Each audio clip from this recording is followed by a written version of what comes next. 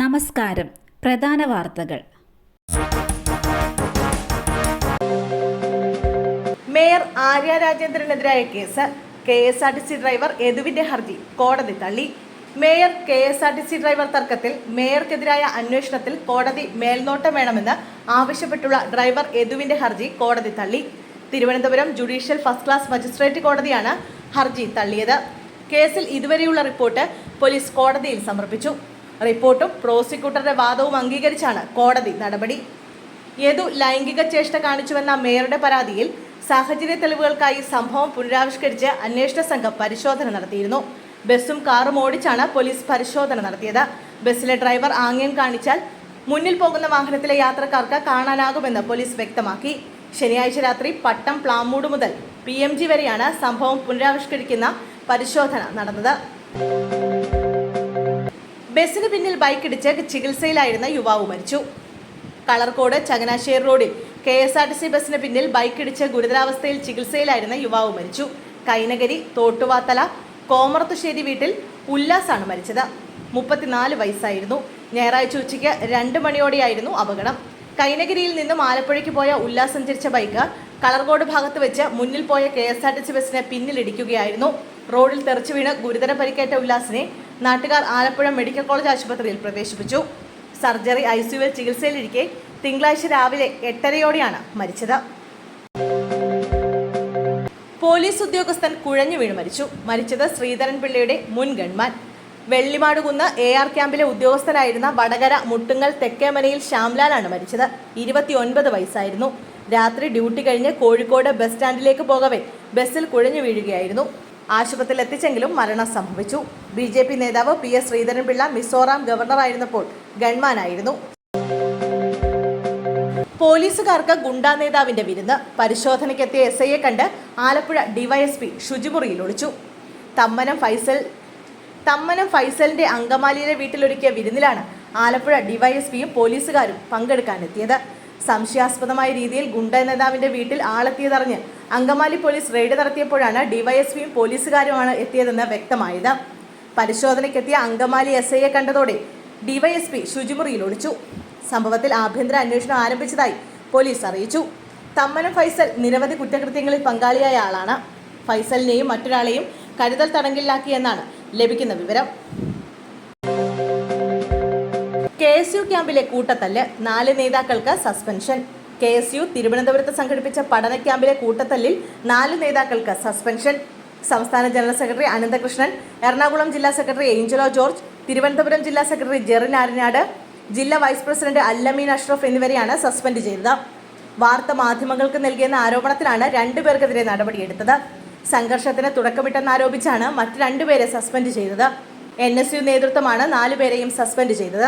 സംഭവത്തിൽ KSU internal committee അന്വേഷണം നടത്തും. കഴിഞ്ഞ ദിവസം രാത്രിയാണ് തിരുവനന്തപുരം നെയ്യാർ ഡാമിലെ രാജീവ് ഗാന്ധി ഇൻസ്റ്റിറ്റ്യൂട്ടിൽ നടന്ന ക്യാമ്പിൽ സംഘർഷമുണ്ടായത്. നിരവധി പ്രവർത്തകർക്ക് സംഘർഷത്തിൽ പരിക്കേറ്റിരുന്നു. ഇൻസ്റ്റിറ്റ്യൂട്ടിന്റെ ജനൽച്ചില്ലുകൾ തകർന്നു. വളർത്തുനായ കടിച്ചതിന് സ്വയം ചികിത്സ.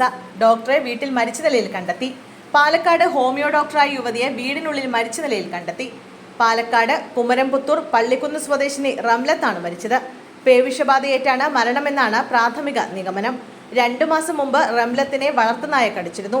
ശാരീരിക ബുദ്ധിമുട്ടുകളെ തുടർന്ന് 2 ദിവസം മുമ്പ് ഇവർ വട്ടയമ്പലത്തെ സ്വകാര്യ ആശുപത്രിയിലും തുടർന്ന് അട്ടപ്പാടി ട്രൈബൽ സ്പെഷ്യാലിറ്റി ആശുപത്രിയിലും ചികിത്സ തേടിയിരുന്നു.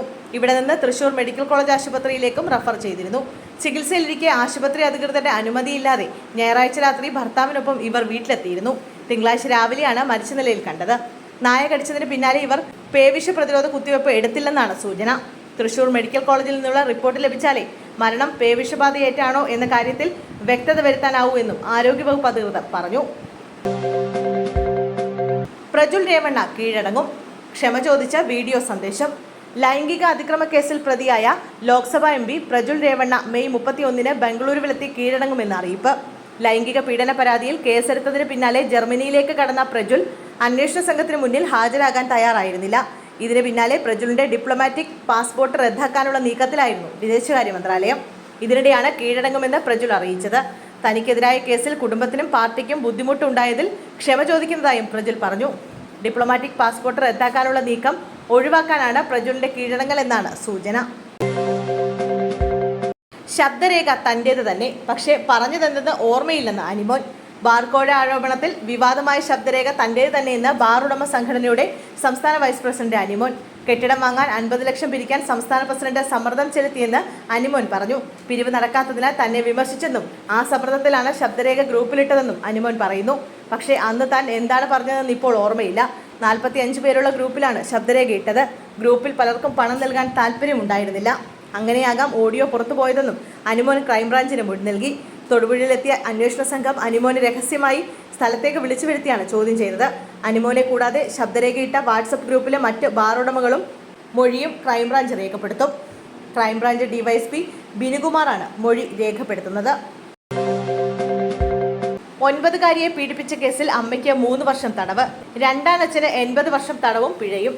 9 വയസ്സുകാരിക്ക് നേരെ ഗുരുതര ലൈംഗിക അതിക്രമം നടത്തിയ കേസിൽ രണ്ടാനച്ഛനും അമ്മയ്ക്കും തടവ് ശിക്ഷ വിധിച്ച കോടതി. രണ്ടാനച്ഛന് 80 വർഷവും കുട്ടിയുടെ അമ്മയ്ക്ക് 3 വർഷവുമാണ് ശിക്ഷ. കുട്ടിയെ അമ്മയുടെ അറിവോടെ രണ്ടാനച്ഛൻ പീഡിപ്പിച്ചെന്ന കേസിൽ പട്ടാമ്പി കോടതിയാണ് ശിക്ഷ വിധിച്ചത്. പാലക്കാട് ചാലിശ്ശേരി പോലീസ് സ്റ്റേഷൻ പരിധിയിൽ കഴിഞ്ഞ വർഷം റിപ്പോർട്ട് ചെയ്ത കേസിലാണ് നടപടി. രണ്ടാനച്ഛന് വിവിധ വകുപ്പുകളിലായാണ് 80 വർഷം തടവ് ശിക്ഷിച്ചത്. കായംകുളത്ത് നങ്കൂരമിട്ട മത്സ്യബന്ധന വള്ളങ്ങൾ കാറ്റിലും തിരയിലും തകർന്നു. ഹാർബറിൽ നങ്കൂരമിട്ടിരുന്ന മത്സ്യബന്ധന വള്ളങ്ങൾ കാറ്റിലും തിരയിലും പെട്ട് തകർന്നു. കായംകുളം ഹാർബറിന്റെ വടക്കേക്കരയിൽ വലിയഴീക്കൽ ഭാഗത്ത് നങ്കൂരമിട്ടിരുന്ന 8 ഫൈബർ വള്ളങ്ങളാണ് കെട്ടുപൊട്ടി ഒഴുകിപ്പോയത്. കായലിൽ നിന്നും കടലിലേക്കുള്ള വെള്ളത്തിന്റെ കുത്തൊഴുക്കും കടലിൽ നിന്നുള്ള തിരയും ശക്തമായ കാറ്റുമാണ് വള്ളങ്ങൾ നങ്കൂരത്തിൽ നിന്നും വേർപെടാൻ കാരണം. അഴീക്കൽ കരയിലേക്കാണ് വള്ളങ്ങൾ ഒഴുകിപ്പോയത്. കടലിൽ ഒഴുകി നടന്ന വള്ളങ്ങൾ കൂട്ടിയിടിച്ചും പുലിമുട്ടിൽ ഇടിച്ചു കയറിയുമാണ് തകർന്നത്. പൂർണ്ണമായും പൊട്ടിക്കീറി വെള്ളത്തിൽ താഴ്ന്ന നിലയിലാണ് 3 വള്ളങ്ങൾ കണ്ടെത്തിയത്. 7 വള്ളങ്ങൾ ഉപയോഗശൂന്യമായി. വള്ളങ്ങളുടെ എഞ്ചിനും വലയും നഷ്ടമായി. Echo sounder, wireless system, GPS സംവിധാനം എന്നിവയ്ക്കും കേടുപാടുണ്ടായി. ഓരോ വള്ളത്തിനും 6 മുതൽ 8 ലക്ഷം രൂപ വരെ നഷ്ടമുണ്ടായതായി തൊഴിലാളികൾ പറഞ്ഞു.